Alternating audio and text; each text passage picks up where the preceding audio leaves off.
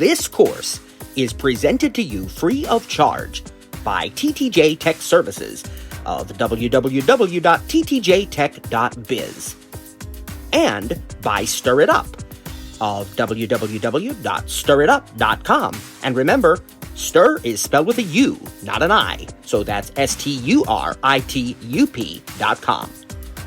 TTJ Tech Services and Stir It Up are pleased to offer this course to you, to the glory of God and to the benefit of all those who listen.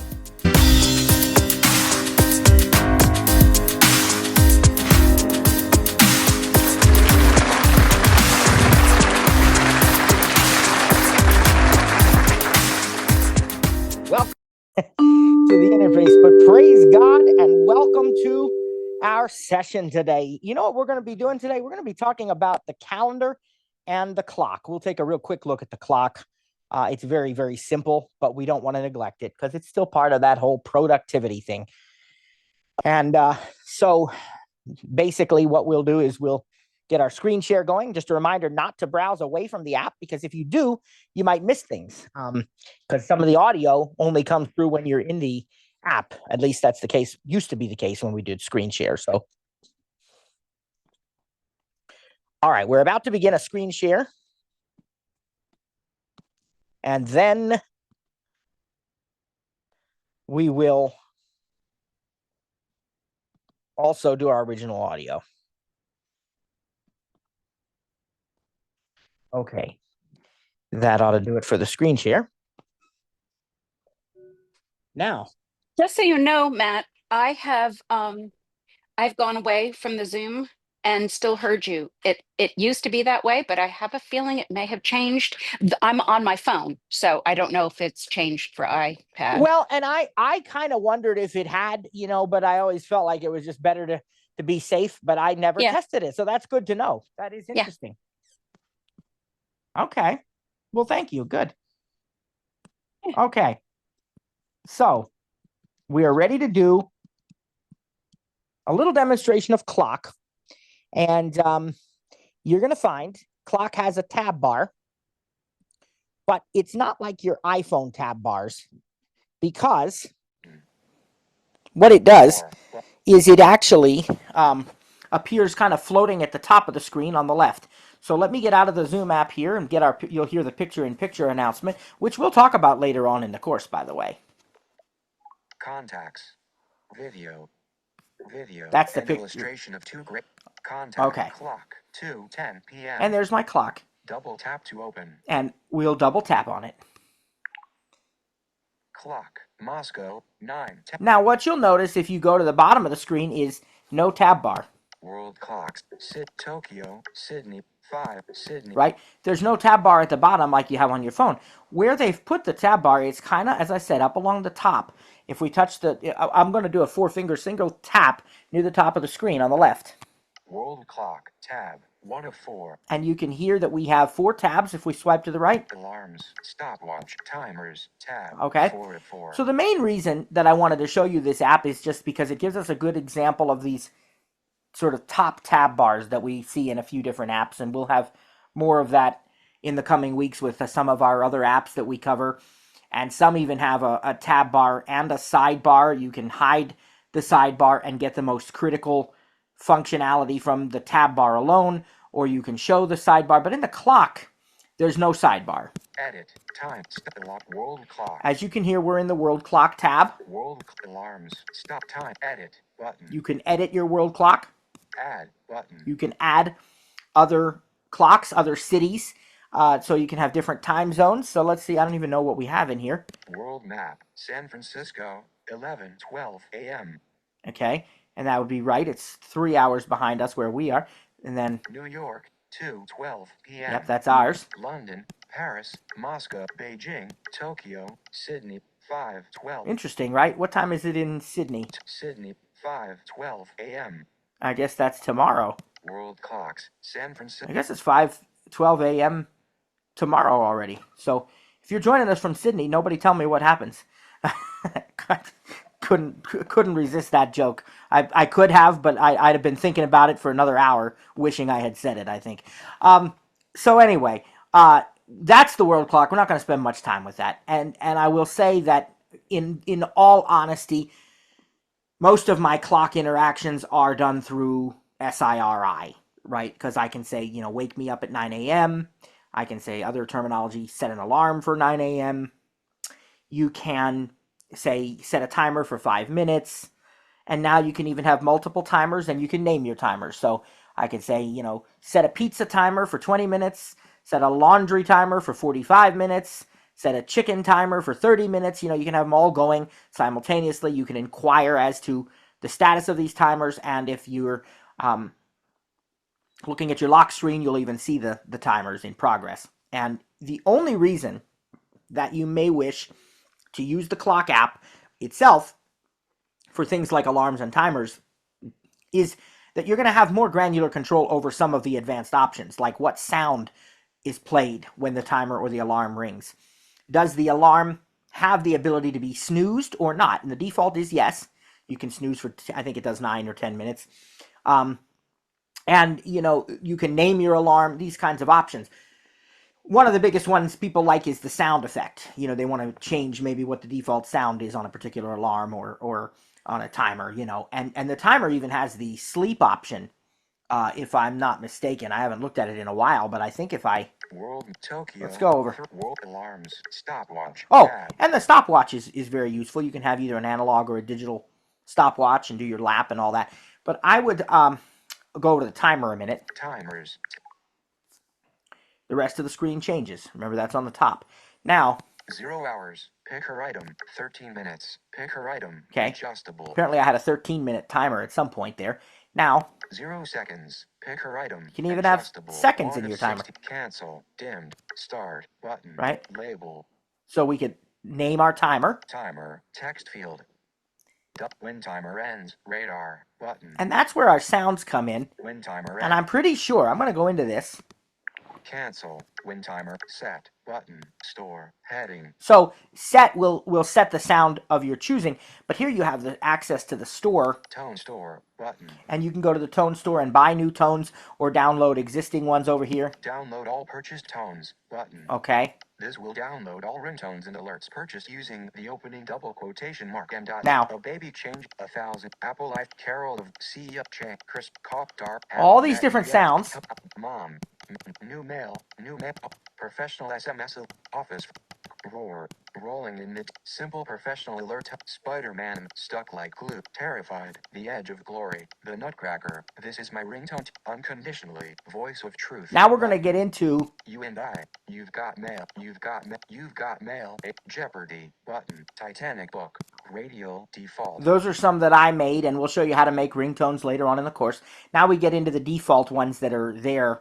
That ship with your device. Arpeggio, breaking, canopy. But now I'm going to do a 4-finger tap near the bottom of the screen on the right. Stop playing, button, selected, classic, radar, valley, stop playing, button, vertical, okay. Stop playing, button. That stop playing option will allow you to have like a sleep timer. And I think some of the apps now, if I'm not mistaken, I haven't actually checked it in a while because I just don't really use it that way. But I think maybe in your Apple Books app and a few different places like that, you will actually see a sleep timer option as well. But this stop playing option will do the same thing. So if you have music playing and you want to have it play for 45 minutes and then automatically stop like a sleep timer, you can do that. And so that's a nice option for you to keep in mind with the timer specifically, is it has that stop playing option there at the bottom. So again, one of the reasons you might choose to use the clock app in this way is so that you can control some of these things more specifically. Now let me cancel button. World clock tab. Okay, and I think we're back. 13 minutes. Yeah, we're back now. And the same is kind of true with the alarms. You can set a one-time alarm, or you can choose the days of the week, so it can be a recurring alarm every day, or any days you want. You can literally just select the days that you want to have the alarm. And of course, you can have multiple alarms with different names and turn them on and off once they are set. You can change their tone, what sound effect you're going to hear, and you, as I said, can name the alarm as well. So this is a useful app. I don't really feel as though we need to spend a whole bunch of time with it. I'm kind of biding time for a moment till my puppy stops barking, because I think that there might be somebody coming to drop something off for my son, and I have a feeling that's why she's barking, but we'll see what happens here in a second. But that's the clock, and it's very, very easy to use and pretty self-explanatory. As I said, most of the interactions that I do with the clock are done through Siri, but there are things, stopwatch and that sort of thing, that you might use this for. And then you could get into a discussion of, would I really do this on my iPad or would I do it on my iPhone? Well, it doesn't matter. It's your choice. We want to just show you that it's there and show you that it does work, and then you can kind of decide for yourself. All right, let's get out of this. Clock 2:18 p.m. Now, the thing we're going to spend a considerable longer amount of time on here is the calendar. And I want to talk to you a little bit about the calendar before we actually get into it. And we're going to show you how to both create events and to find events. And,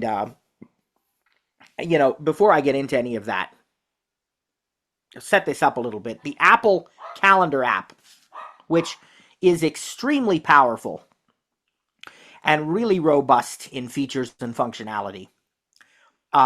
There are, people who use other calendar apps. I don't think you need to. I like the Apple Calendar. It does everything I need it to do and more, and I'm very happy with it. One of the things the Apple Calendar offers you is the ability to integrate with other services. So, for example, if you happen to use a Gmail address with a Google Calendar for your work, or an Outlook calendar or something like that, you can bring those events into your Apple Calendar app, and you can add events on the Outlook calendar and so on using your Apple Calendar app. But of course, in my opinion, the best by far integration with the Apple Calendar app is Apple iCloud itself. And Calendar integrates with iCloud beautifully, so that it is entirely possible to create an event on one device and have that event show up on all of your devices. It's synced across all your devices: iPhone, iPad, Mac. Whoop, excuse me, I should touch something else. Keynote. I was on the clock there, so it was going to keep reading the time every minute. So anyway, it works across iPhone, iPad, Macintosh, and even your Apple Watch and your HomePod. I could walk up to my HomePod right now and I could say, what's on my calendar for today, and the HomePod will know, and I can create events and do all sorts of things. So it syncs across all of your devices, just like all of these wonderful Apple features that we've come to know and enjoy already. Now, I will mention that because the calendar supports multiple types of calendar accounts, as I said a few minutes ago, it is important, once again, we talked about this a little bit before with, I think, contacts and mail, but I just want to remind you again, if you are adding, let's say, a Gmail account to your iPad under settings, you're going to get options when that account is successfully added. You're going to be brought to a screen of toggle switches, and it'll have like which services. It'll have mail, calendar, contacts, notes, right? It is my recommendation that you turn everything off except mail for all the services other than iCloud. Let iCloud handle the calendars. Let iCloud handle the contacts. Let iCloud handle the notes, and turn everything else off for the other services. So if you add a Gmail account, just leave mail on. Turn off notes, calendars, and contacts, right? But that is personal preference. There's no right or wrong. And in fact, there may be people who need to leave those other services on their other accounts. And a perfect example is what I said. Maybe you have a job that requires you to use an Outlook calendar with your work. Well, if you want to have those events show up in your Apple Calendar, then when you add your Outlook account, you're going to need to leave calendars on, right? Makes sense. But just be aware, and the very reason that we advise people to turn those things off is because when you add multiple calendars, you now have to be very careful about where events are going. So if you add an event, you always have to make sure it's going to the calendar you really want it to go to. And it's one of the most common, as I've said before, support requests that we've gotten, and Cliff and Sarah know this too, that they've been part of this. It's one of the most common support requests we get is people say, well, my calendars are not syncing. You know, I'll add something to my iPhone and it's not showing up on my iPad. You know, the first question I always ask them, and 99% of the time, this is the issue, is I say to them, are you using more than one calendar account on one of these devices? And when we do a little digging, we find out that indeed, yes, they are. And what we then find out is that that calendar is not showing on both devices. It's hidden on one of them. And when a calendar is hidden, you don't get its alerts. You don't get anything from it, right? It's truly hidden. And so this is one of the most common problems. And that's why I address it right out of the gate. Like, honestly, I think it's a more advanced thing. And, you know, so I've debated whether to address it early. But if we don't, we find that people run into trouble with this. So I stress this from the beginning. Apple Calendar supports multiple calendar accounts. You know, anything that has a calendar option, Google, Outlook, you know, you can have those calendar events showing up in your Apple Calendar. But if you must do that, be very sure that you know what you're doing, especially when you add events. Knowing which calendar they're going to go on is very important. It's absolutely key to getting things to work the way that you want them to, because iCloud is only going to sync your iCloud calendar events, your Apple Calendar events. If you put something on a Google Calendar, well, then that is handled by Google servers, not iCloud. So it still can sync if everything's set up the same on both devices, but you just need to be aware of that. So I think that's the PSA for the moment, right? We come back to that if we need to. But now I'd like to actually focus on the calendar itself. And so what I'd like to do is I'd like to open up the calendar app and kind of show you a little bit how it's set up. We'll create an event, or pretend to, and show you how to find events. Doc calendar, Monday, March 31st. Double tap to open. And we will. Calendar, Thursday, March 27th, 6 p.m. Now, it just landed on a date there. But let's go up and look at the top left of this screen. Tuesday, toolbar, inbox, but calendars, button. Okay, I kind of accidentally first touched the status bar and then touched again. So let me do that again. Let me touch another part of the screen, like the bottom. Thursday, March 27th, 6 p.m. Now, let me use the rotor to access events. All right, that'll be useful. Well, let me do that 4-finger tap now near the top left. Toolbar, calendars, button. All right. They're calling this a toolbar.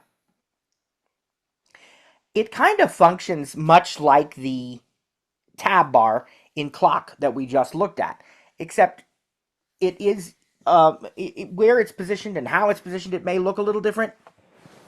It is a toolbar, and you can select different things here and deselect them if you don't want them. What we have here is calendars, and that will show the options to see all the different calendars that you have. And I'll show you that in a moment. I'll go to the right. Inbox button. And there's the inbox. What is the inbox? Well, the inbox is where you get all your invitations. People invite you to an event, it shows up there in the inbox. And if you have a family calendar, anybody in the family makes changes, that's going to show up on the inbox as well. So I will demonstrate that in a moment. List button. And now add but list inbox. Add button. We have a list button. That's going to display a list of our events without the calendar dates. And then we have our add button that allows us to add new events. Now, if we keep swiping to the right. Selected day button. Week button. 2 of 4. Month button. Year button. 4 of 4. So the iPad has this wonderful option to let you choose how you are viewing your calendar. Is it a day view where it's a full screen view of today or of a certain day, and you can pick a day, or you can view an entire week, a month, or a year. And so all you've got to do is choose one of these 4 options near the top, and that will determine the view. So let's keep swiping to the right. Search field. Double tap to edit. Because that's an important area of the screen also. That's our search field, and that allows you to search for a particular event if you wish to do so. So if you know the name of an event and you want to search for it, or you put a dentist appointment in there, you want to search for dentist, you can do that. You can double tap in there and you can search for that. Now, if we keep going to the right, March 2025. Today button. Sunday, March 23rd button. Monday, March 24th. Tuesday. So on the left, these are the days that you can select, and there's a today button that immediately brings you to today. Thursday, March 2 p.m. 12 ACM iPhone. What's happened here on the left side of the screen, 10 a.m. I have dates, and I can select one. Monday, March 24th button. And then double tap to view events on this day. Swipe left or right with 3 fingers to view events on a different week. See, we can even change the week here, because I think I'm in select week. I'm in day view, but you can still change the week with a 3-finger swipe to the left or to the right, apparently. And that's like turning the page. Each page is a different week. And so any of these dates, then if we look below them, we have the hour by hour. Thursday, March 20th, Bonnie Weekly, 2 p.m. 1 p.m., 12 p.m., Joseph Weekly, ACM iPhone Training, Allegheny College of Maryland, Bedford, 10 a.m. See, so it shows me what's on these different, and some of the hours are not filled in. Some of them are just blank, but others have actual events scheduled for those times. But again, if you would prefer, you can tap on list up at the top and get just a list view of the different events on your calendar. But the way that I like to navigate this calendar is by going to the week view. So up here at the top, Wednesday, week, button, 2 of 4. I'll double tap on week. Month, selected, week. Now, 2 of 4. You'll notice, search, March 2025, today, button, Sunday, March 23rd. If I do the 3-finger swipe to the, to the left, from right to left, it's going to go to the next week. Week of March 30th. And again, week of April 6th. And I can swipe back to the right. Week of March 30th. Now that's the week we're actually in right now. And what I now like to do is use an option in the rotor called events. You might have heard it say, use the rotor to access events. Well, that is because what I can do is, that's not something I have to manually add to the rotor. It's just there. So if I touch the calendar, feature, 12 a.m. Now, the rotor to access events. I'm going to turn the rotor to events. Vertical navigate events. All right, it was already there. I swipe up or down with one finger to go event by event in that particular week that is selected. And it will, I think, first do the individual one-time events, and then it'll do all-day events. That's how it does it. So let's swipe up. Tuesday, April 1st. Melissa Harv, April Fool's Day. Chico Fleet and Ticknet. Monday, March 31st. Feature observed. Yeah, see, these are all-day events. Button. But if I keep swiping up, I think if I swipe up. Sunday, March 30th. Feature. Saturday, April 5th. Water the bed. Take my pill. Friday, April 4th. Take Gail Greenberg, Pamela Lee. Thursday, Take Faith School and Weekly Bible Study. https://02. And there's a Zoom link for that. Take Bonnie Joseph. Wednesday, April 2nd. Take my iPad for all computing 2025 415. See, it has our iPad class on there. Affinity appointment. Tuesday, do some kind. Take AYSO board meeting. Everett Free Tuesday. It tells us where these things are. AYSO board meeting. Everett Free Library 137. And it gives you the address, and it would tell you the time too if I were to let this sound. Tuesdays with TTJ, https://02web.zoom.us/j/83884286449 PWD equals CVCXS. That's all they join info, but listen, past that, UC4MCs4QT09 from 2 p.m. to 3:30 p.m. repeats TTJ training button. See, it repeats. It's Double tap and hold. It's on the TTJ training calendar, and it even said it's from 2 p.m. to 3:30 p.m., which is just approximate, but that's all of them. They'll all tell you the time and everything. And again, you know what date you're on as you keep swiping. So we're still swiping up to get back to the beginning. Monday, March 31st. Take my iPad for all computing routine apt. Sunday, March 30th. Pack the library. Watch American Idol. Take my pill. Watch American Idol from. My daughter wanted me to put that on there. I think that was actually a reminder because this shows scheduled reminders too, but we'll come back to that. Watch American Idol from 7:50 p.m. to 7:50 p.m. Yeah, Scheduled. that's a scheduled reminder. Take My Church, Christ Victory Church, 470 Wayne Road, Man's Choice, Pennsylvania And there's our 15550, United States, from 10 a.m. to 12:30 p.m. 30-minute travel time. Repeats. Family button. So you're getting all the information. And hold. Then you. And that's the first one. I swiped up. Now I'm at the beginning. That was already passed. That was yesterday because that was March the 30th. And today's the 31st, but this is the week of the 30th, so we see that event on there. And you could see that it told you where it was located. It told you how long the event is scheduled on the calendar. And then it said repeats, and it said family because it's on the family calendar. So each event will give you all of the detailed information about it as you swipe up and down with one finger.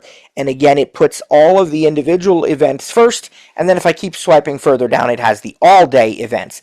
That's why we heard there's something from the U.S. holidays calendar on there if we keep swiping down. Take Wattpack Monday, iPad, take Tuesday, AYSO, take my Deuce Wednesday, I take Charge my Apple Pencil, Thursday, Bonnie, take out the garbage, Friday, take my Saturday, April 5th, take my pill. Whoops, it's further down. See, because you're going through the whole week, and then it goes back and does the all-day events. Water the bamboo, Sunday, March 30th, Monday, March 31st, Dalfitcher, Tuesday, April 1st, Chico Fleet and Tick Medicine, April Fool's Day, all day, Melissa Harblund's birthday, all day, repeats, birthday, button. Right, so you can understand. And hold, then move to adjust start and end time. So you can understand that it is showing you all the details you ever need.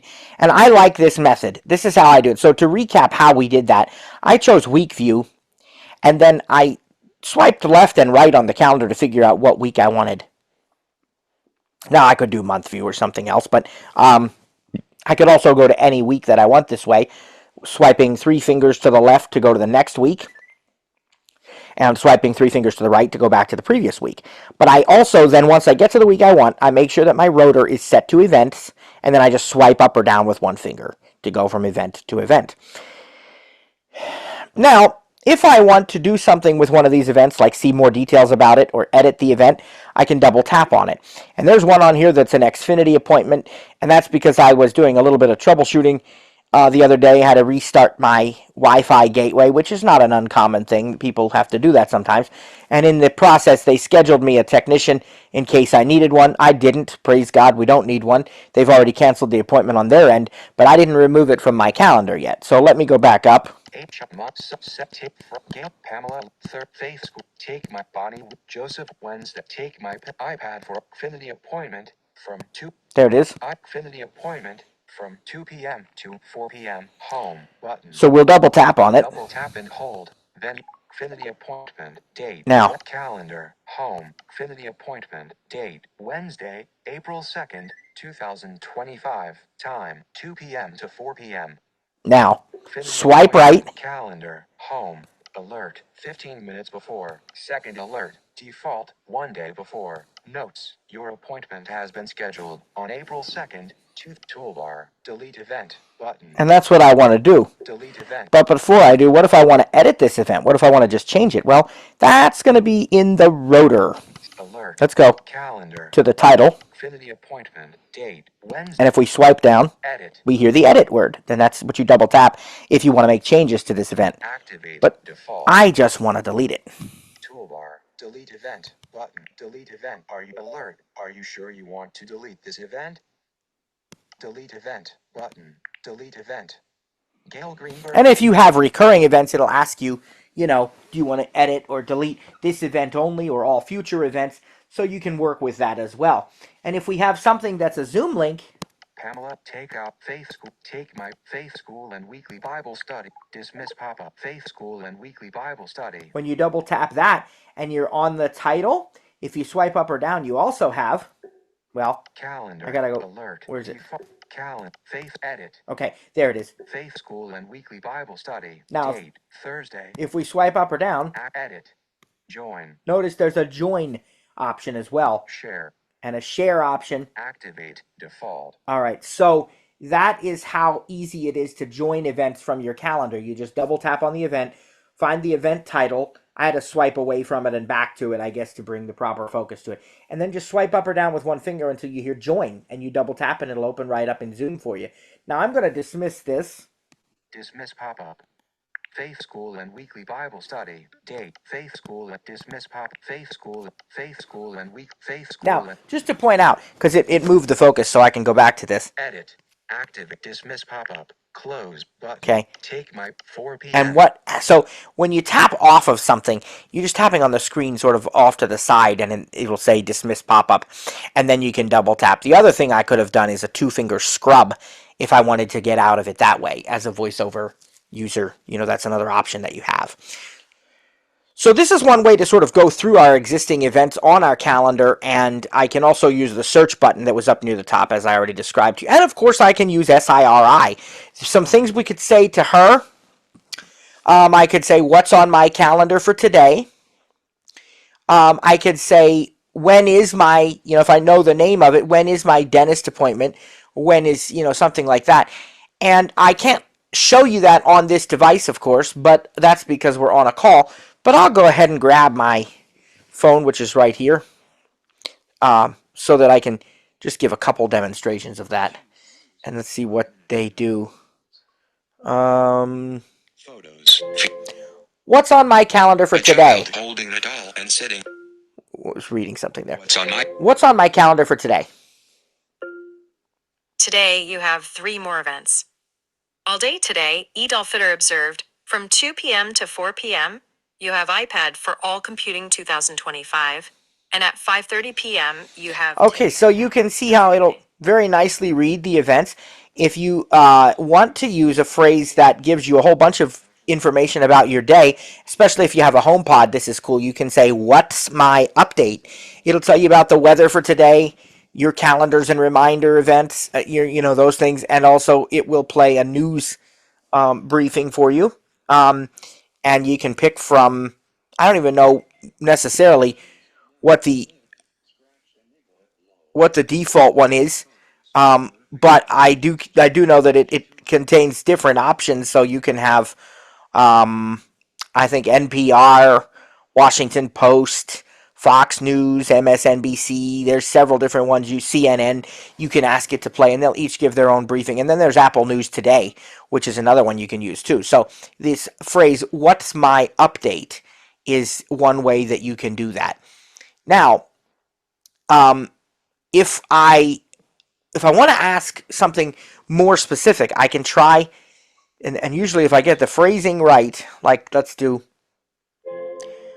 when is Faith School and Weekly Bible Study on my calendar?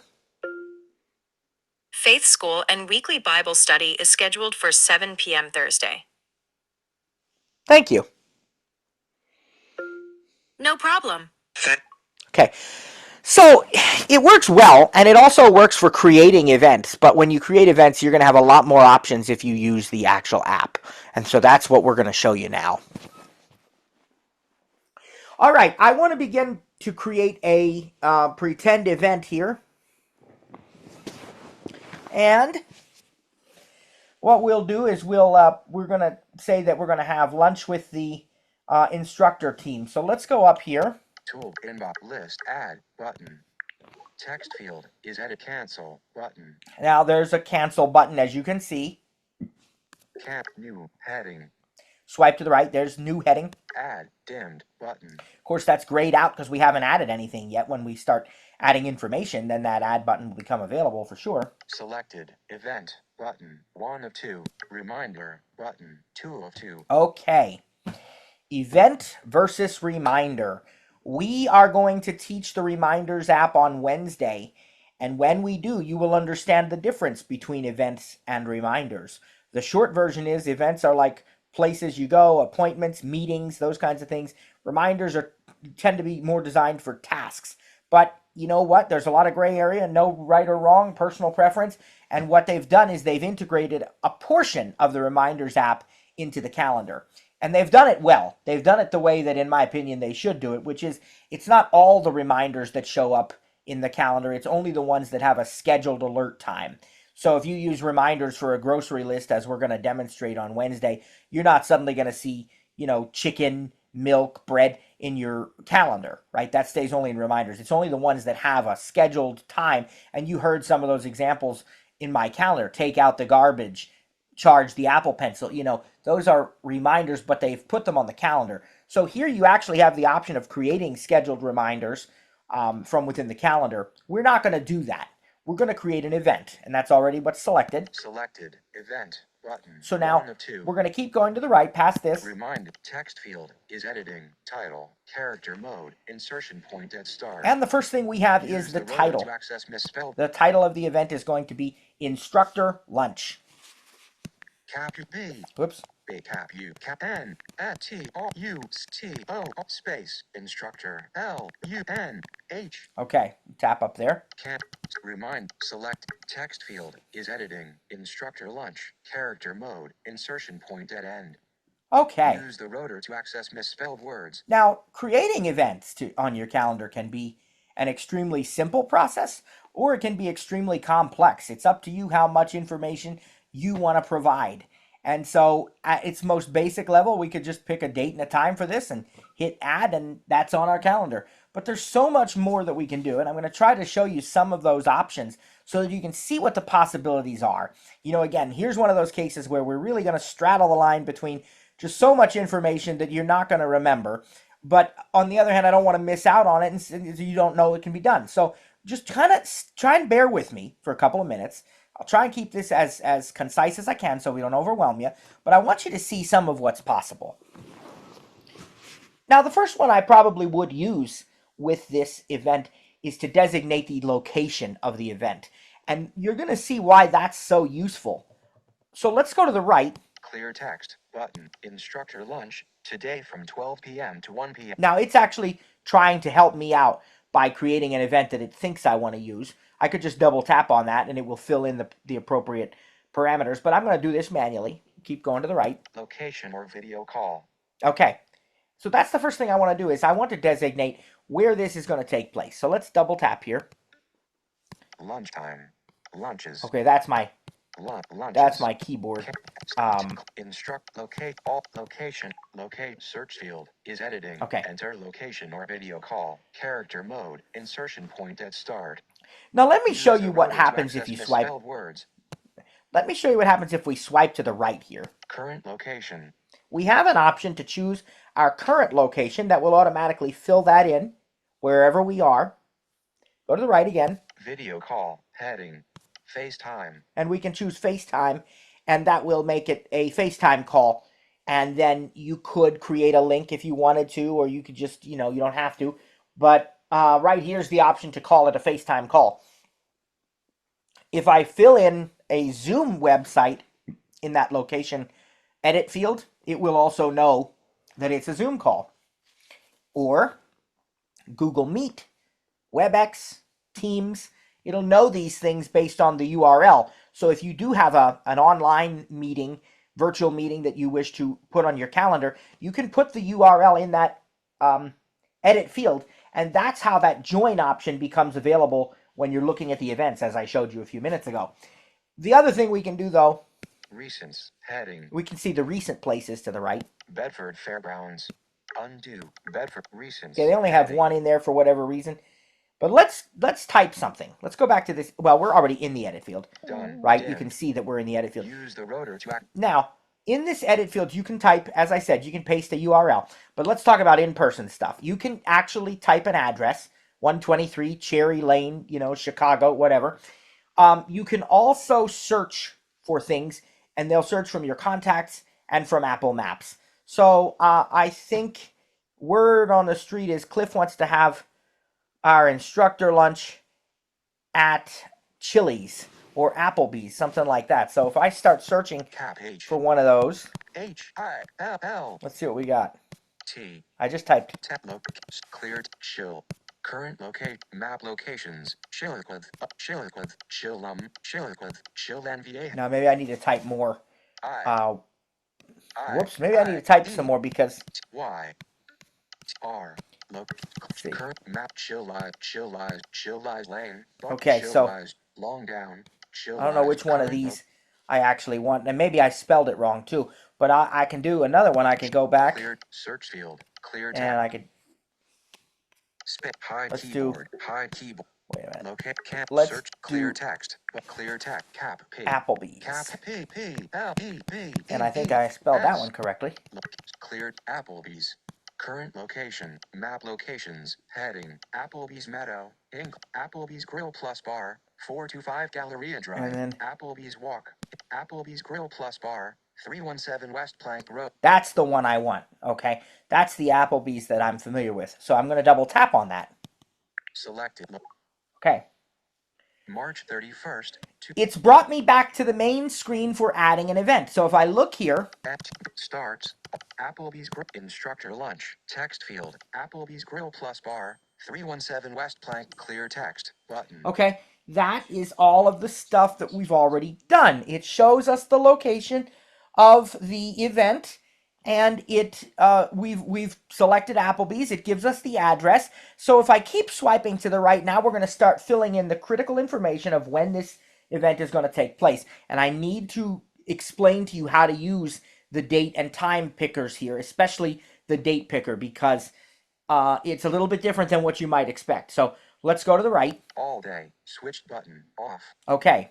Double tap to toggle setting. If you were creating something that was a multi-day event, or perhaps not even a multi-day event, but just something that is an all-day kind of thing, you could turn this on. All right, we're going to keep going. Starts 2 p.m. March 31st, 2025. Now, it picked that because that's what was focused on my calendar at the time.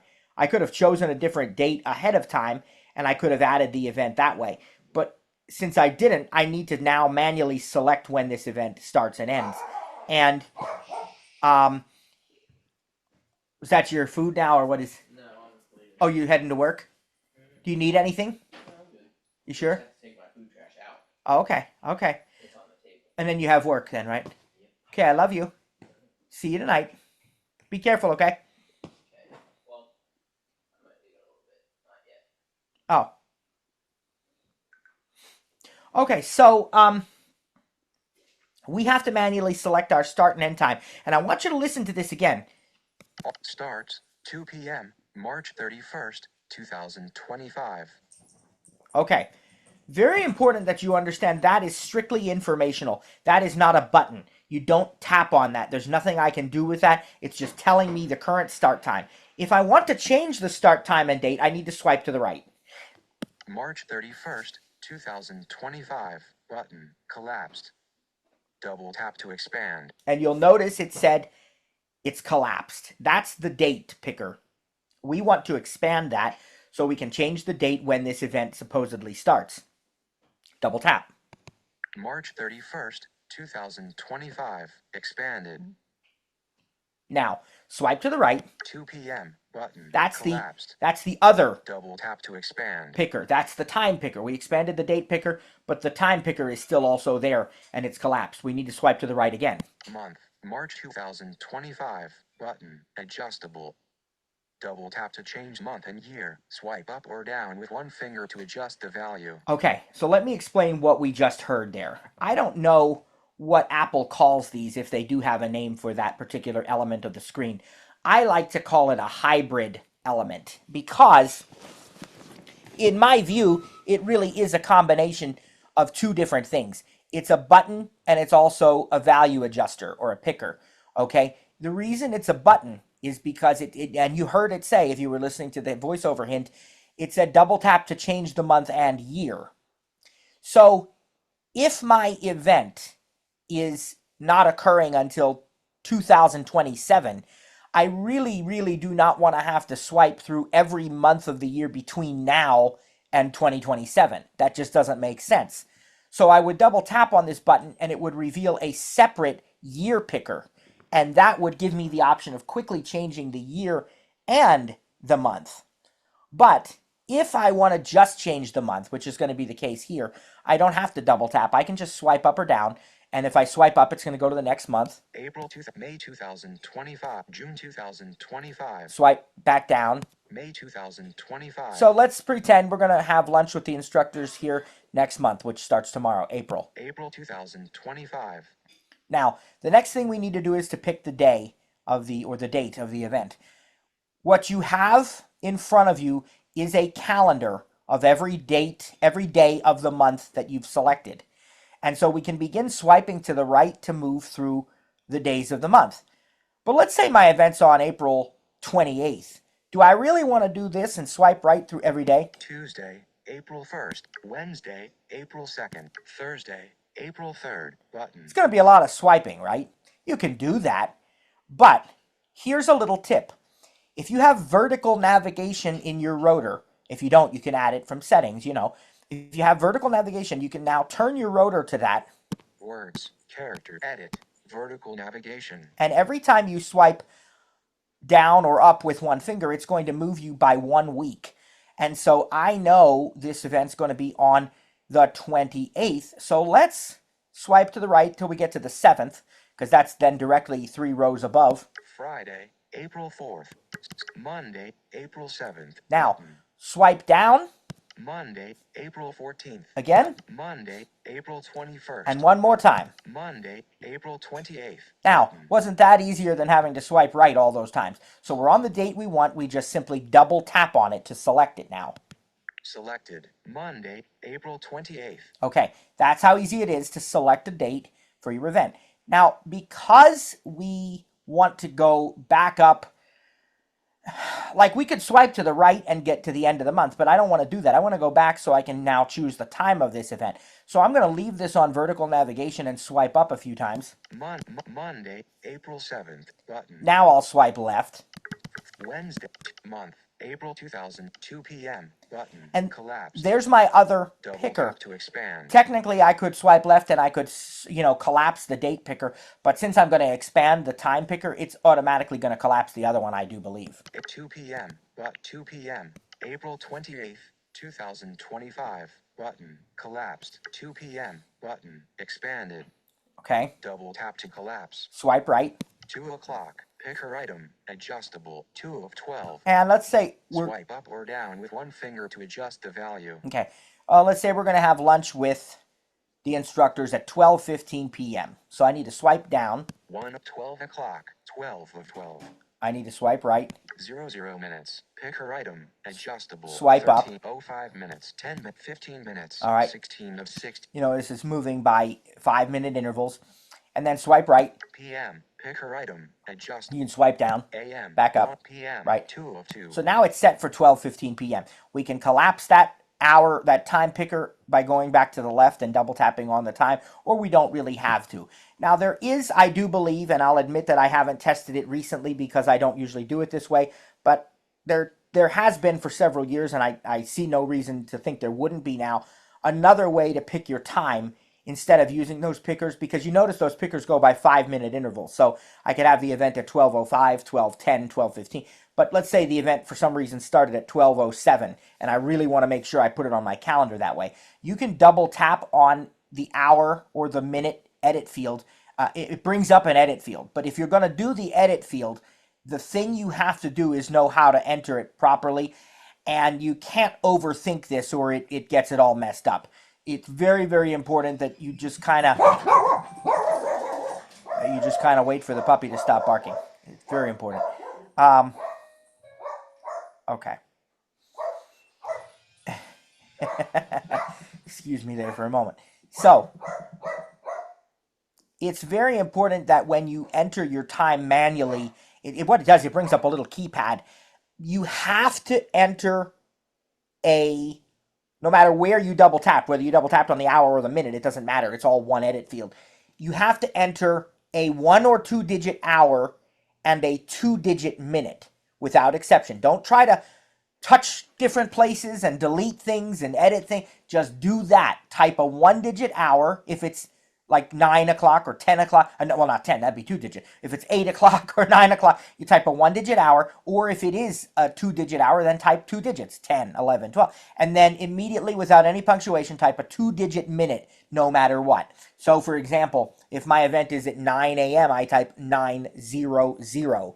If my event is at 9:07, I type 907. If my event is at 12:15, I type 1215. You understand? And then you can still select the AM or the PM. This is not what I would call the preferred way that I would do it. And that's why I said I haven't even done it in a while to see if it still works, but I do believe it does. And I, again, without speaking for Apple, it seems like if you really needed to put a specific minute that was not in that 5-minute interval window. I mean, if I had an event at 12:07, I'd probably just put 12:05 and be done with it, right? But if you really want to, be precise and it's not on the 5-minute times, you can do that then. You go in there, but you just have to know how to type that and do it precisely that way. And like I said, you start moving the cursor around and deleting things and stuff, it's going to mess it up, and then you'll find that your event is some weird time you didn't want. So just do it exactly that way if you're going to do it. But again, most people are probably just going to use these pickers, and that is a lot easier. So you pick the hour, you pick the minute, and you pick the AM or the PM. All right? So just wanted to mention that. Let's go to the right. Time zone, New York, button. Your calendar may or may not show the time zone because I have a setting enabled that allows me to show that. But let's go to the right. Ends 1:15 p.m., April 28th, Okay. 2025. Probably it's going to take longer to have lunch with Cliff and Sarah than just an hour. I mean, we're going to order appetizers. We're going to order dessert. Cliff's going to start talking about all his accomplishments. Then I'm going to have to referee between him and Sarah. Sarah's going to have to referee between him and me. It's going to be a longer event than that. We got to make this a 2-hour event. So what I'm going to do is swipe to the right. Remember, where it says ends, just like where it said starts, that's not a button. You can't do anything with that. But if you go to the right, April 28th, 2025, button. So we can pick a different end date, and this is useful for when you're putting like vacations on your calendar and things of that nature. But I'm going to go to the right. 1:15 p.m. button. And that's what I want to show. So double tap. To 1:15 p.m. We're going to say that this event ends at 2:30. 1 o'clock, 2 o'clock, 15, 30 minutes, 7 of 60. To the right. p.m. Picker item. Everything's good. Okay. 202. Now our event, if you go back to the left. 2, April 28th, ends 2:30 p.m. April 28th, 2025. And if I want, I can collapse these. 2:30 p.m. button. 2:30 p.m. collapsed. Okay. All right. Go to the right. Travel time, none, button. Now, here's something I definitely really like. Again, you don't have to do this. A lot of these things are optional, but I like to use the travel time, and that's kind of why I put the location in there, because I wanted this event to have a location. We picked Applebee's. It's probably about a 40-minute drive on the average day for me to get to this Applebee's, but it depends on traffic. And the nice thing is if you add the travel time options here, it will actually use real-time traffic information to determine the appropriate travel time from Apple Maps. So let's go ahead and turn this setting on. Travel time, none, button. We have to go into that. Travel time, none. Home-FE0. Okay. Travel time, heading. And notice New event, back button. There's a back button there, but let's go to the right. Travel time, switch button, off. Okay. Double tap to toggle setting. I want to turn that on. On. Now, go to the right and listen to what happens. Starting location, 41. It has my home location there. If I want to change the starting location, I double tap, or sometimes it'll have starting location none, and I've got to pick one. When you go into that, it'll have your current location. You can just double tap current location, and that's the most convenient because then it doesn't matter where you are. It's going to literally use your current location as the starting point. So if you don't know whether you're going to be home or you're going to be out and about running errands or something, you pick current location. I don't know that I've ever really explained that to people in these classes, but praise God, he reminded me to explain that. So if you don't know where you're going to necessarily be, go into the travel time option here and choose current location, because then it's wherever your current location is the starting point. Or you can predetermine a designated starting point. And right here, it already has my home address, and that's going to be fine. We'll just leave that alone. And if we wanted to, we could go in there and change it. But now I'm going to swipe to the right to look at the different options here. Select a starting location to automatically determine travel time, or select a time below. Okay, but because I have a starting location designated, it's going to give me this option that's really great. Watch this. Selected. Based on location, 45 minutes. And that's the driving option. I don't know if it has a walking option. Based on location, 4 hours, 20 minutes. Yeah, see, so we're going to leave it on driving. And right now, based on the traffic, it says it'll take about 45 minutes, which is pretty much what I expect. And, this time of day and so forth, that's pretty good. So we'll just leave it there. We don't have to pick anything else. You can keep swiping, and it has different travel time options that you can pick. But I'm going to leave it on based on location because, again, if I have current location selected, that's going to be wherever I'm at. Plus, that will update it based on the current traffic conditions of the time. And I've seen variants in that where, sometimes it'll take, for certain locations, maybe an hour to get there. Sometimes maybe closer to 2, just depending. They look at the traffic. They really do. So go back to the left now. Travel time. Heading. New event. Back button. Travel time. 45 minutes. Button. You notice it says that now. Okay. So we've now selected our travel time. And then there's going to be one more component to that you'll see in a moment. But let's go to the right. Repeat. Never. Button. Okay. So I am going to come back to these repeat settings because we really do need to take a look at them. But I want to look at the rest first. I don't want to sort of throw too much at you at one time. So we're going to come back to repeat. This particular event, this lunch with the instructors, is a one-time event. Okay, so that's where we want to leave it on repeat never. But go to the right. Calendar. Home. Button. Okay, remember that I told you that we can choose what calendar. Remember, so let me double tap and show you this. I don't have any other calendar accounts enabled. Like I don't have a Gmail calendar enabled on here. I don't have an Outlook calendar, but I do have multiple calendars that I've created within my iCloud calendar. The default one is home. I also have a work calendar. I also have a family calendar, which my wife and my son and my daughter and I all share as part of family sharing. So if I put the event on the family calendar, everybody's going to see it. If they put something on that family calendar, I and everybody in our family is going to see it, and it'll show up in the inbox as a notification as well. Remember, I told you about the inbox. So we could use a shared calendar like the family one. You can create custom calendars and share them, which I'll talk a little about here when we're finished with this. And then the other thing is that if you have, well, I won't even go into that right now for the sake of keeping things clear and concise and not overwhelming. But you can create other calendars and share them. I have a TTJ calendar that I share with the instructors, and they share with me. And so, we can add events on there like instructor meetings, like we would add this lunch on there, right? So if I go into this. Calendar. Home. iCloud.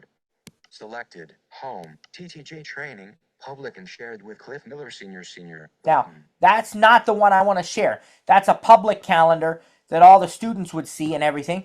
And as much as we'd like to have lunch with you all, if we had a couple hundred coming to Applebee's, that might be a bit overwhelming for them. So we're not going to do that one. But family shared with Jessica Volbrecht and button. And it doesn't read the other names. There are 2 other names. It just says and. Probably just what fits on the screen there.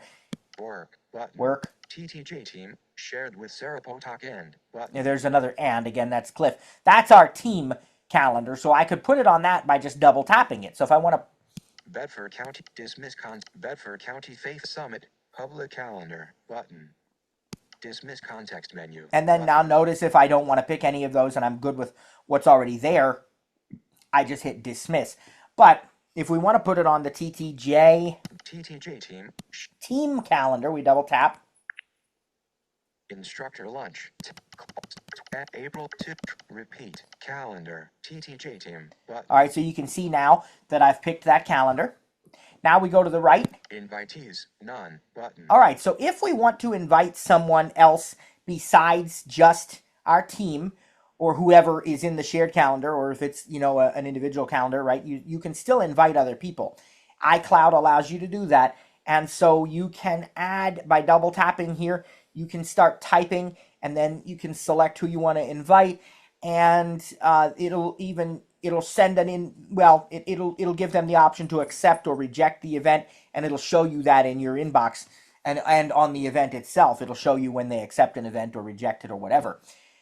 Now, if you're going to use this, I think it shows you in the inbox when they reject or accept it, but if you're going to use this, it is preferable if you know the Apple account email address of the person you're inviting. Because if they're an Apple Calendar user and you know their Apple account email, when you invite them, it actually sends them a calendar notification, and it puts the event in their inbox and allows them right from their calendar to accept or decline the event. That's the best option. If you don't know their Apple account email address and it's not, appropriate based on your relationship to ask them for that, you can use another email address to invite them. But just know that if they're not using an Apple Calendar, or if you don't have an Apple account email address for them, it's just going to come to them as an email. And then they still can click the link to accept or reject. Like, it'll still work that way, but they'll get it as an email instead of in their calendar. So you see why I say it's certainly best if they are an Apple user, and if you know the correct email address that's associated with their Apple account. In my case, pretty much all of my email addresses are associated with my Apple account, except I don't think my Gmail one is, right?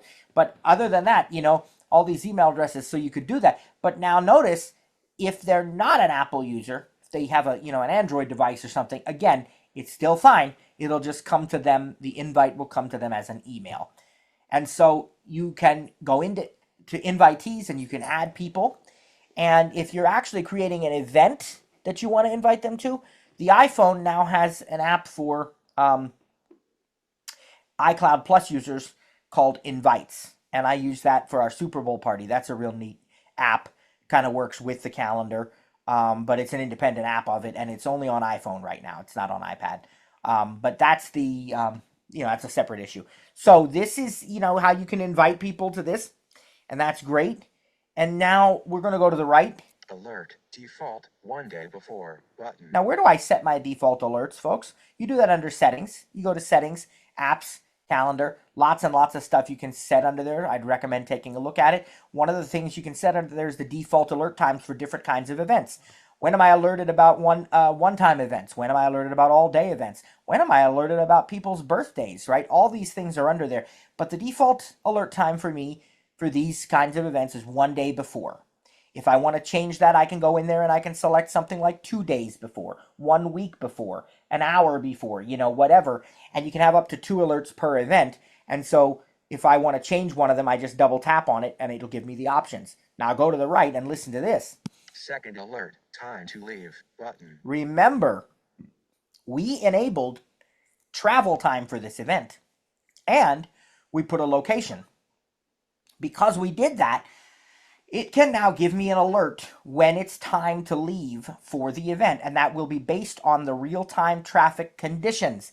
And it's wonderful, and it doesn't pressure you in the sense that it doesn't make it right down to the wire. If it's going to take 10 minutes to drive to something, it'll give you the time to leave alert, like maybe 15 minutes before the actual event. So you have a few extra minutes to, walk to the car and get in and start driving, right? So it's very good about that.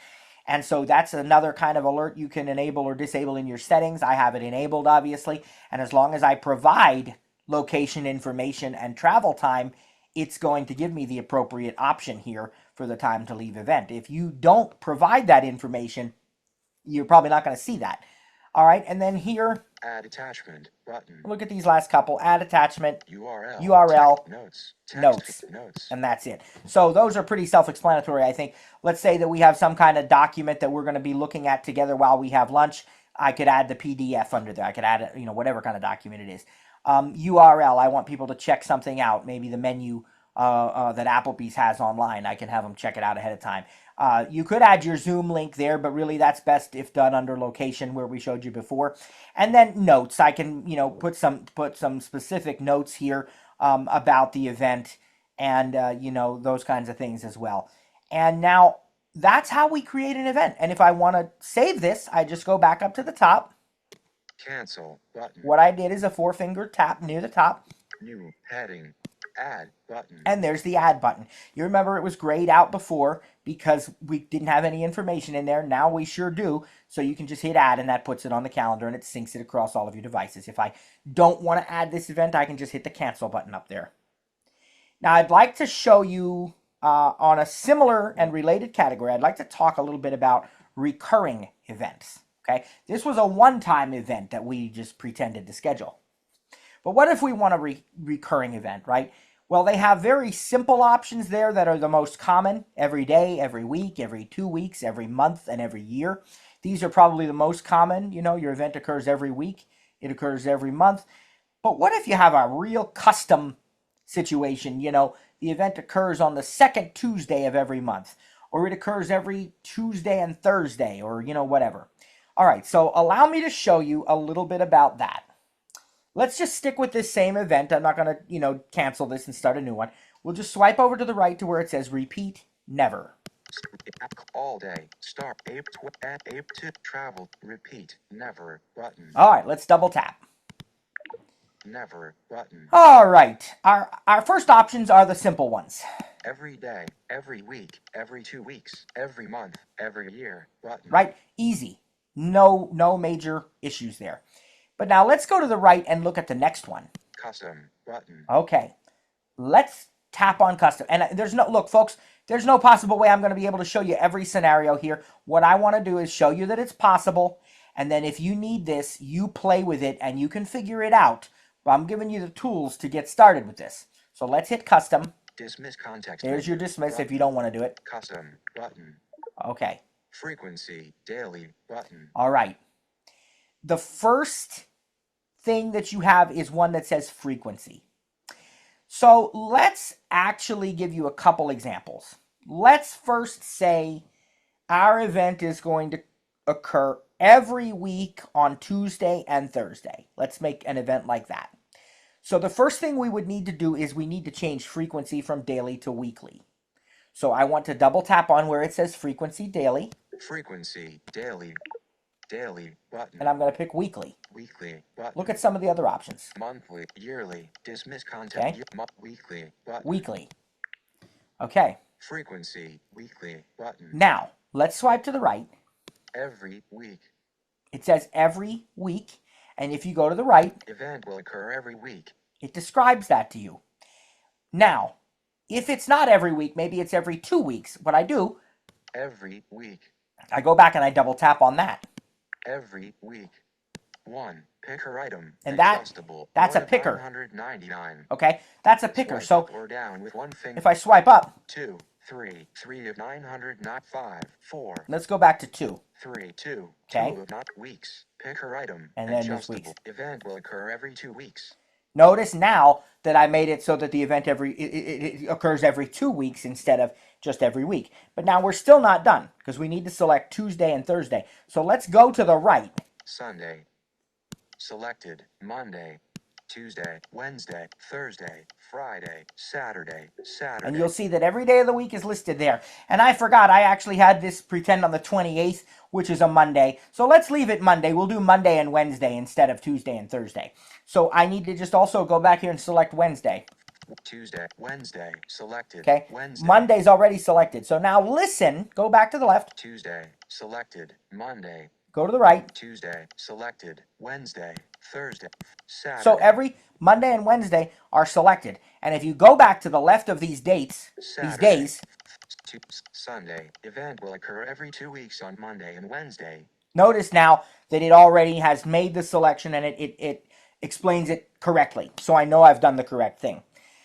All right, now what if the event occurs monthly instead of weekly and there's some weird pattern to that? So let's go back to frequency. Every frequency, weekly, daily, select monthly. Monthly. Button. All right, our options now, Picker item, our options have adjustable. changed. 1, 2, frequency, monthly, every 2 months. And I already had that expanded, so 2, picker let's item, just go back to 1. 1 of 999. Let's look. Every month. Let's double tap to hide that. Every month. Event will occur every month. Okay, right now it's just set to occur every month. But let's go to the right and see what else we have. Selected, each. On the. Okay, you have 2 choices there. Each or on the, however you want to say it. And so right now, each is selected. So if I swipe to the right. 1, 2, 3, 4, 5, 6, 7, 8, 9, 10. And what that's going to get me to is 28th. It'll go all the way to the 30th because it's April. But maybe it even shows, I don't know if it'll show 31st since there's only 30 days in April. But you would find that it's going to be the 28th that's selected. So it's each month on the 28th. But now what if I want to change that? Instead of each, I want to make it on the. 7, 2, on the. Double tap. selected on the. And now let's listen to what our choices are. First, pick her item at Sunday. Now, those aren't dates there, like on the first of the month or whatever. Those, it means on the, like, the first Sunday or second Sunday. Look what happens if I swipe up. Second, third, fourth, fifth, 5 of 7, 6 of 7, last, 7, next to last, last. So you have next to last, last. So I want this event to occur on the fourth Monday. Fifth, fourth, 4 of 7. And swipe to the right. Sunday, pick her item. It's a picker, so I swipe up. Monday, 2 of 10, 3 of 10, 4, Tuesday, Monday. Okay, so now read what happens. Selected. Each event will occur every month on the fourth Monday. Okay, so about the only exception that I'm aware of, and maybe you might find others as you create your custom events, but about the only exception that I'm aware of, what you can do here is, like, if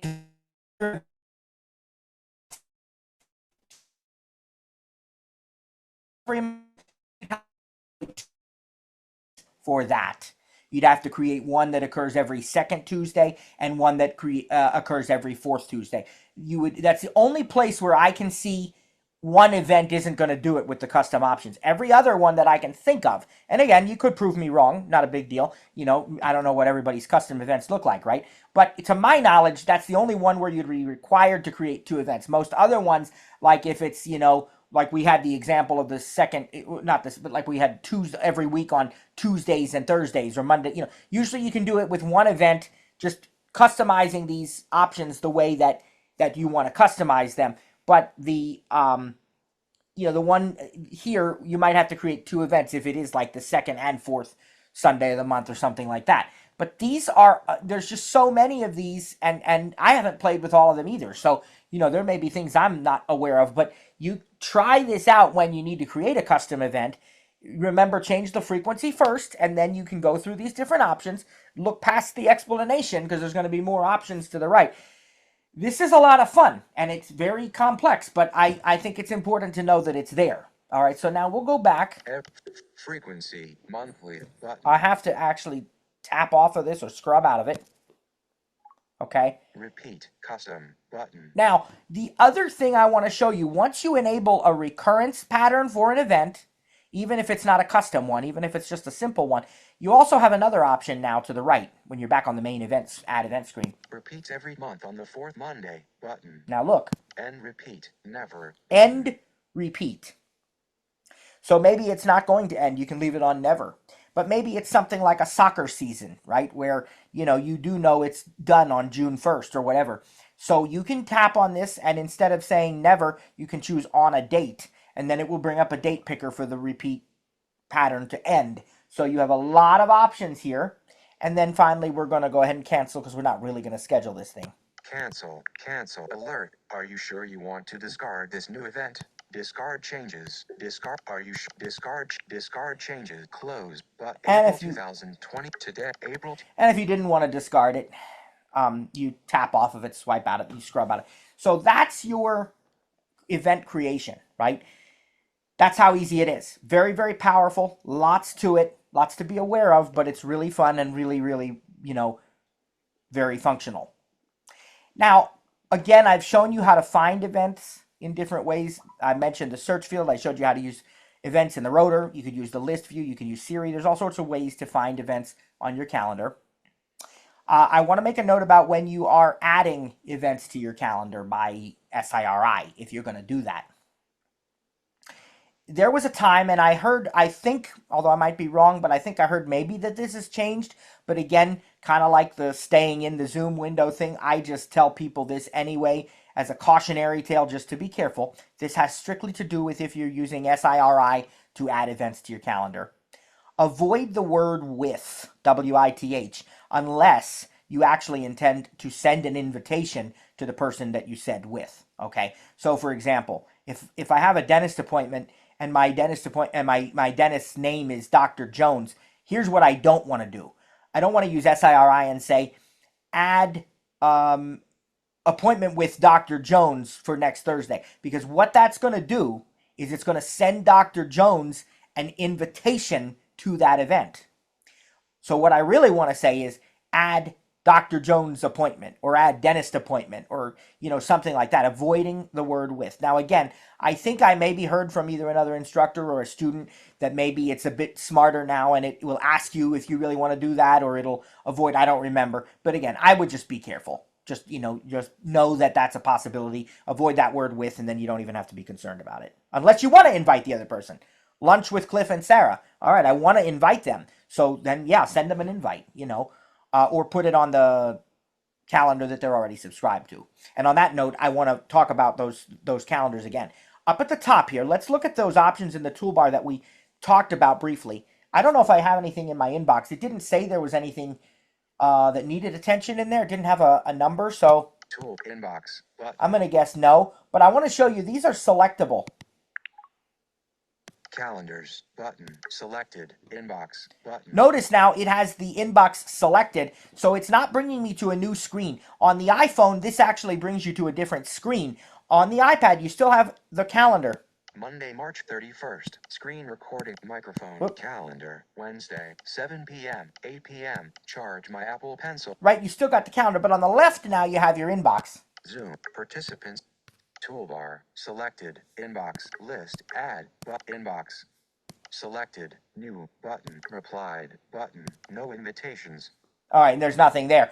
So, I'm just going to turn that off. Inbox. Toolbar. List. Selected. Inbox. Inbox. By deselecting it. If I did have an invitation there, I could respond, double tap, and then respond to it.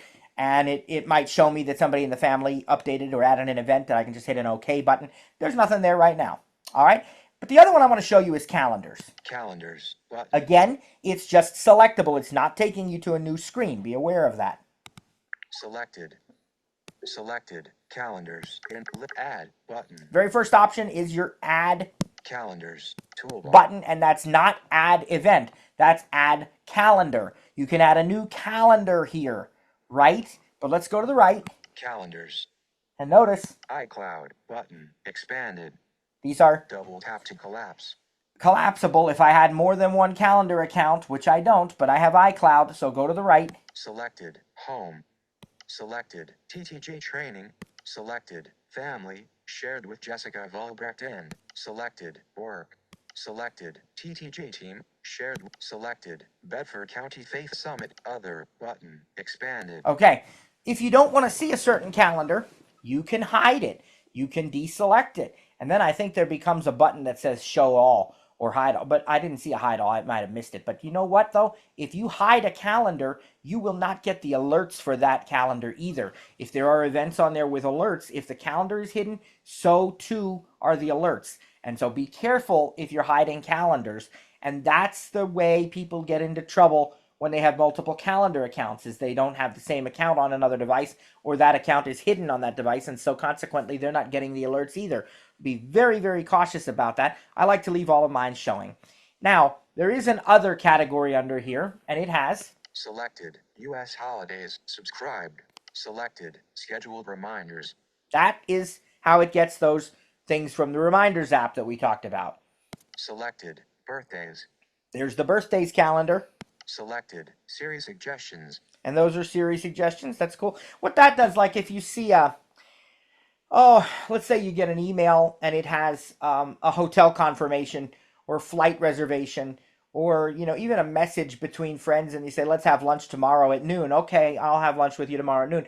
Well, that might come up as a Siri suggestion here. Do you want to add this to your calendar? And I think it'll alert you about it if you just leave it alone too. Show declined events. Switched button. Off. Show completed reminders. Switched button. On. Toolbar. Okay. Add calendar. Button. And there's the add calendar button, Hide which, all. which Button. means I was wrong. Up at the top there, that add button actually was the add event button. But down here it says add calendar. So I need to restate that, and I apologize for the confusion. That's just a matter of me not having looked at it, and I don't do it often. I have added calendars before, but I just forgot. So your add button up at the top is still the add event button. When you want to add a new calendar, it's down here at the bottom. I stand corrected, and I'm not perfect no matter what Cliff tells you. I'm a work in progress, so I made a mistake. But there it is, the add calendar button at the bottom. That's how you would add a new calendar if you want to create one. So maybe you have a calendar you're creating for your, again, like your soccer team. And what's really nice is you can create read-only calendars that other people cannot add to, but they can subscribe to with a link so they can see the events, like your soccer practices and your games and so forth. So you can create calendars that are just for you. You can share those calendars with people, and everybody who's shared can add events. Or you can create subscribe only or read only calendars that only you can modify, but other people can add, can view the calendars and the events on them, get alerts, and that is with a link. That's what we would call a public calendar. So I'll show you. There's the add calendar Hide all. Add calendar button. button, and then Day toolbar. Hide all button. there's that hide all button that I was talking about. That would say show all if we had something already hidden. But now let me go into one of these.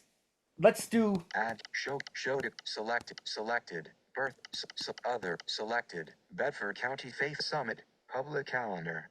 Activate. And if we swipe up or down on this, more info. Right? Active more info. More info. And I'll be honest, I'm not sure it's either going to be like an eye icon for sighted users, or maybe you just long press on this, but for us, we can use the rotor. We get more info. More info. We double tap. Cancel button. So if we swipe to the right. Edit calendar. Heading. Done. Dimmed. Button. Bedford County Faith Summit. Text field. We can change the name. Shared with. Heading. Shared with. Share. Add person. You can add a person. This is where everybody would be able to make changes. Color. Heading. We can pick the color of this calendar. Blue. Notifications. Blue. Button. If you want to change the color, you have to double tap on that. And then now notifications. Event alerts. Switched button. On. Definitely. Allow events on this calendar to display alerts. We want to do that. Public calendar. Switched button. On.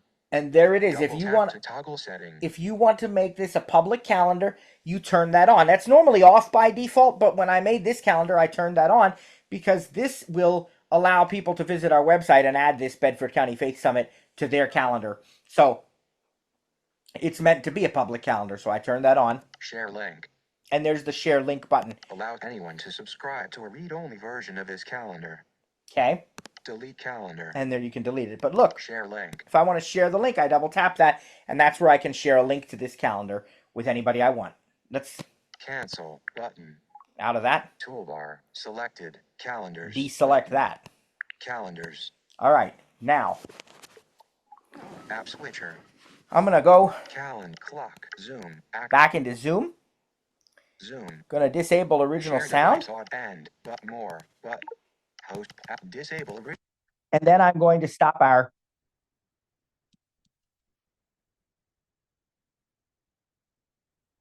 screen share. And that's ending. Okay. So now what I'd like to do is to go ahead. Let me see. I don't know if Cliff was able to join us. I didn't hear him come in. I do not. You know that if he had heard what you said about his calling you perfect, or whatever the exact phraseology was, he probably would have come through the line. I think that's probably absolutely true. Yeah. But yeah, Just no, saying. I don't see him in here either. But yeah, glad to have you. Anything you want to add or bring up regarding the calendar or the clock? Not the clock, but the calendar. It's something you have to get used to. It can be as simple as you want and as complicated as you want. You know, the custom thing, it's a little complicated at first, and then you figure it out. And those are the kind of things that you really have to work on. You know, you have to go in and, as Rita used to say, nose around. And but it's fun. You know, when you get it right, it's fun. Yes, absolutely, it is. The other thing that I do, I put recurring events in, you know, for book clubs, for, you know, all sorts of stuff. And I can go into an event. I'll go to the event field, double tap on that. And at the end of, for instance, a book club title, you know, I will put dash and then the book name. And then I'll go down to, I'll after the edit, 'cause I'm in edit, I guess it says done. And then when you go down to it'll a question will pop up and it will say change for this event only or for all future events.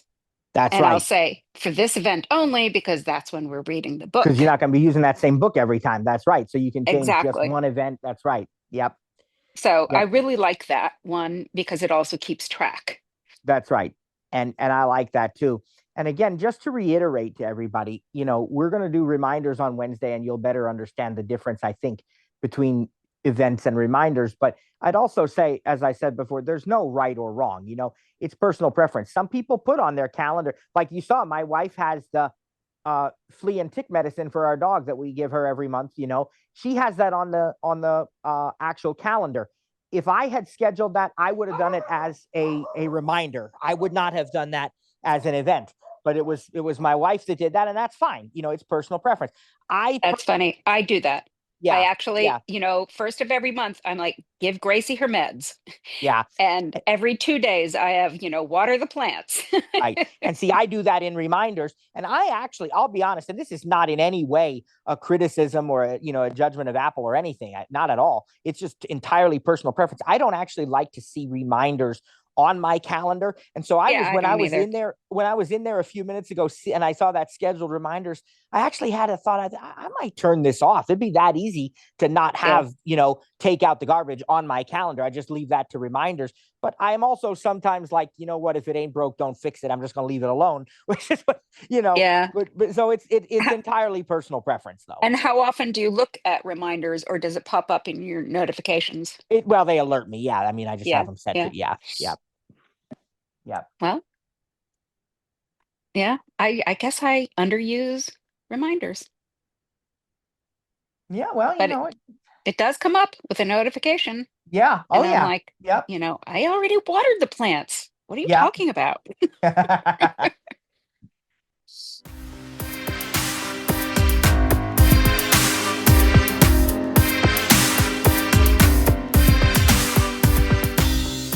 Thanks for joining today's session. Didn't get your question answered? Have an additional comment or feedback? Email us info@ttjtech.biz or info@stirritup.com. And remember, stir is spelled with a U. That's STURITUP.com. Or check out our websites for additional resources. That's ttjtech.biz or stirritup.com. And remember, subscribe to the newsletter when you're there. That way, you don't miss out on any upcoming announcements or events. Thanks for joining us. God bless, and see you next time.